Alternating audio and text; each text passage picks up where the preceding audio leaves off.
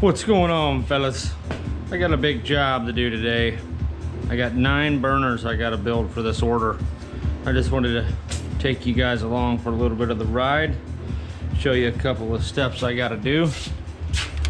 And I've just been facing these things off for about the past 20 minutes or so. And I've discovered that walking directly into it rather than acting like I'm using a cutoff seems to be a little bit better. I don't have a parting tool, so if you're a machinist, don't beat me up too bad in the comments. As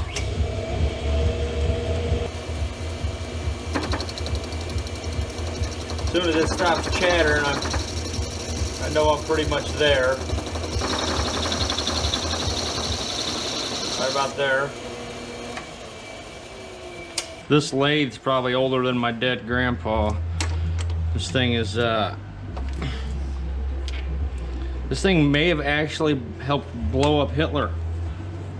That's pretty much what we're looking at here. It's an old South Bend battleship building war lathe. I picked it up at one of those fancy divorce sales. Okay, here we go. I don't know if you guys can see this. Now they say you want to advance the tool to where that chip turns blue. If any of you guys got any input on that, I'd definitely like to hear what you have to say. I'm not like an actual machinist at all. I own a lathe. That's about as far as my machining skills go. So basically I've done this procedure you're looking at right here 19 times. Let me bust out my lokes. I got some of these green cutting glasses there. I think they use them for doing glass work too. I'm not sure about that. Maybe just a blue for that, but I'm so glad I picked these things up for cutting with a plasma torch. Definitely lets me be able to see very well. I'm trying a new technique here where I'm just taking a stencil and I've drilled a start hole in each circle. Cool thing about it is this circle I draw on is just a reference. You can drill the hole basically anywhere in that area. And I'm just gonna slap this down and we'll see how it works.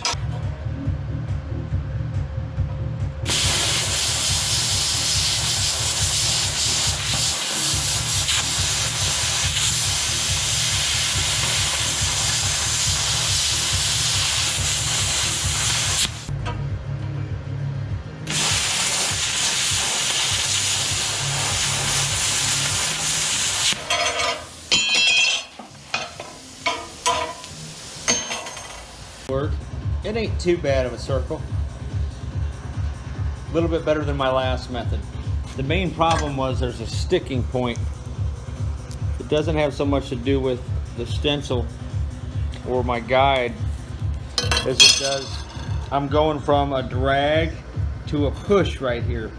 And the second I transition into that push, we all know how push is. It's a stick slip. And that's just when everything breaks down on me. So what I'm gonna do is get a plasma cutter. I'm just kidding, I can't afford a plasma cutter right now. But anyway, I think this is a decent method if this was polished up and smooth. I didn't smooth this out very well, so probably not the best idea. But it got this part of the job done. Got that done. Now I gotta drill 2 holes in every one of these bad boys.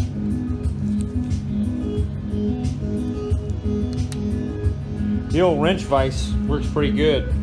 If you've never seen that before, it's one of my shop ninja tricks. You can hold something down just by the cog action. I just wanted to show you one little thing that I've learned about my little wrench trick here that makes it very effective. If you slam the wrench all the way up against the table and then add your piece, it's a little bit more effective.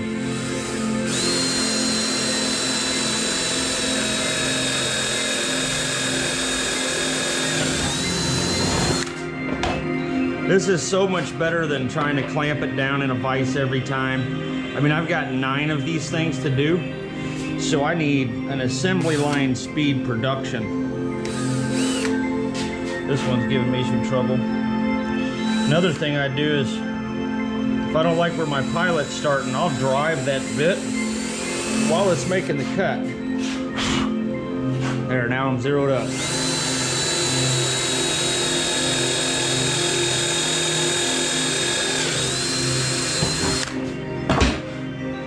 I just wanted to share that with you because before I was doing this and it's crushing the corner of the wood. Slam the wrench all the way in and it'll lock as tight as a vise.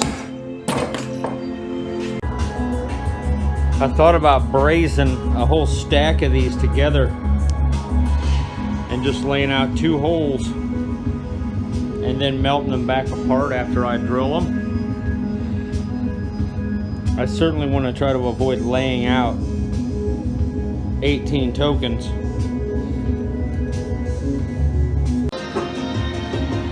All 9 of them. Little hot. That's what I like about this aluminum tray. It draws heat off your work. Some people think I'm an idiot for welding on this, especially with stainless steel. This thing is amazing. The problem with doing a brazed joint like this, all right fellas, I'm gonna be using some Stay-Sil 45 to do some brazing. We're doing stainless steel to steel, and I recently learned that you don't want to use a phosphorus rod when you're working with steel. It just won't accept it very well. So I had to pick up this high dollar stuff here. This is like 30 bucks for this, what is it, 5 rods I think it is. Is you got to be careful not to scorch the stainless steel, because the stainless steel is a smaller thickness, so it's going to immediately present all kinds of problems and it's going to want to get scorched. So we never want that to go above like a pink color, they say, as far as cherry red. As soon as it starts to get cherry red, it'll start receiving metal. If you get it yellow, if you get stainless steel yellow, forget about it. And from what I've seen in the past, you'll have to clean it up to get it to take a braze after that point. All right, we're going with the acetone infused oxyhydrogen on this. I'm just gonna run this thing full power. Tired of it. I ain't got time, man, I ain't got time. We'll have to let that flow. I'm also gonna preheat the base metal here with a propane torch.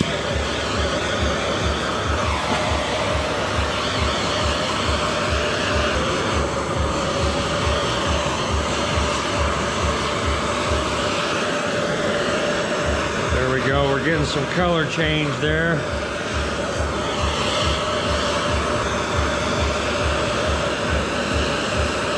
Okay, it's time to pay attention to what I'm doing here as I'm dropping everything. See how I'm getting that stainless red, but this ain't hot yet? That's dangerous. We don't want to be doing any of that right now. Let me get some more flux ready just in case. I like to use my rod to apply the flux. Okay, that body's getting red down there. I don't know if you guys can see that on the camera, but the top ain't getting red yet. I'm gonna go ahead and add a little bit of rod to that stainless before I lose it, because it looks like I'm about ready to lose it. Oh wow, the whole joint went right on. Oh, that's some nasty stuff. Beautiful. No wonder it costs so much. It's made out of gold. Set that on the old aluminum tray there. They recommend spraying it now to get the flux off, but this is a dissimilar metal, and I ain't gonna do that with a dissimilar metal. You do not want to be messing around with heavy expansion and contraction with dissimilar metal joints. It will crack and separate. I've seen a lot of that in my day.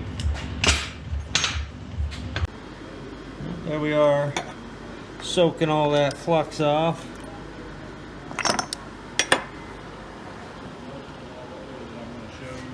And I'm watching a little A-bomb while I'm waiting. This guy's awesome. I'll go ahead and start with the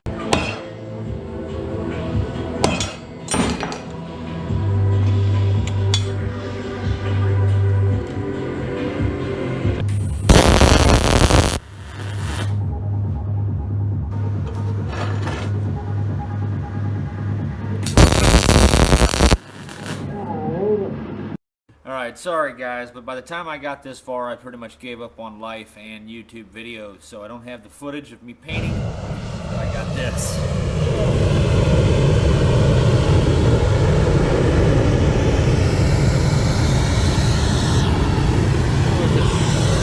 Do a test for Todd. This is an African pyrolyzer nozzle. The fuel they produce in their tire-to-fuel operation is so flammable that they don't even need combustion chambers. So what we have here is 50% gas, 50% diesel to kind of simulate the flammability of their product. And we're going to take out some weeds at the same time. This is very dangerous.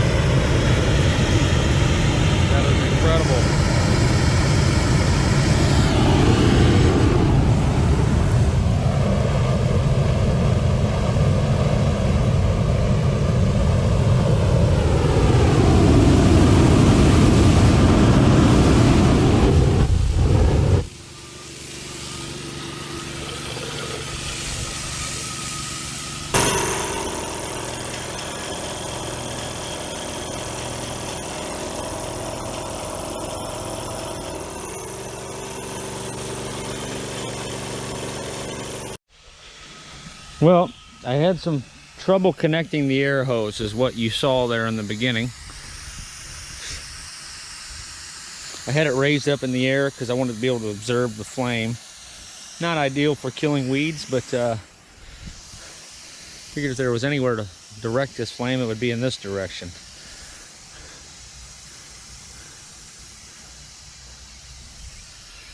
Not too shabby. I think you'll be impressed with the output of these nozzles, Todd. I want to guess that was well over 500 kilowatts. I'll do the math when I edit the video.